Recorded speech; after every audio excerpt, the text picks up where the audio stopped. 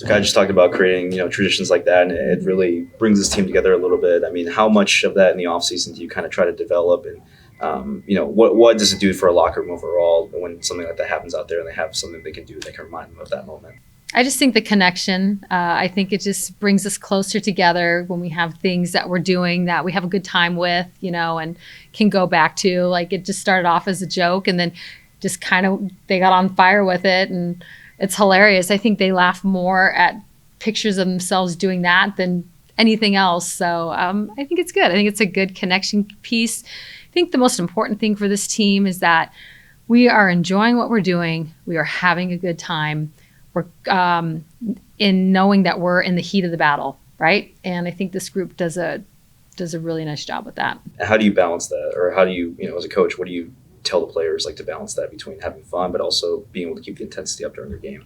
I think just through all of our practices, our talks, our retreats, we, are able to kind of create like a blueprint of expectations and how we want to go about things. And, you can get caught up in all the stuff that you want to do, and then you're so worried about doing it that you're not enjoying it. And so we talk a lot about enjoying the moment, not being too caught up with it where it passes us by. And so I think that's just a part of enjoying the moment. This time last year, Mother Nature wasn't exactly compliant for the Jane Sanders Classic, but couldn't look like a better forecast this year. How excited are you and the team to welcome in a top 10 team in Florida State, renew the rivalry with Oregon State, and then welcome Abilene Christian as well? We're really excited. We've been looking, we never try to jump ahead, but this has been a weekend that's been circled on our calendar for a long time. So I know there's nothing better than playing at the Jane. It's the best softball stadium in the country. It's the best place to play. Our fans are just unbelievable. So to have 2 weekends in a row to be able to play in front of our fans has been pretty awesome. So we're looking forward to it. 15 wins in a row. Is that something that you discuss with the girls, that you lean into, or say, hey, next game, faceless opponent, as we mentioned? How do you confront or not confront something like a winning streak like you're on right now? Yeah, we don't really talk a whole lot about a winning streak. We talk about what we're doing, what we've done, and then moving forward, what's next. So I think it's important to celebrate these small victories through the season. It's important. We've earned it. But then from there to move on to next. What's that whole next right thing to do? And I think our group, all of us, have done a really good job with that. I think with Stephanie Maakes, she's become kind of must-see TV every plate appearance that she has.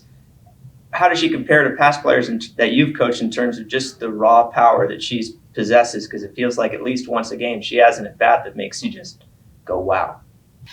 Yeah, it's awesome to watch her just compete at the plate, and just the passion that she has for playing softball and swinging the bat, and just the energy, we're excited for what she's doing. She's excited, but she's probably one of the biggest team players that we have on this team. Like, she just wants to do what's going to be best for the team, and they all do. That's what I think is pretty cool, is just their individual successes that they are having right now. How can they do it for the team?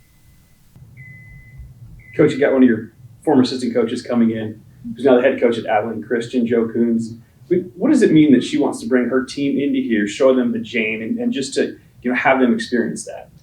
It's pretty special. I think about Coach Coons and what she did while she was here, and just the impact that she left. And I'm from there, I've been following her from afar and seeing what's next. And when she got hired at Abilene, I thought it was the absolute perfect place for her to be and to start her career. Anytime we can have our alumni come back, anytime we can have former coaches come back.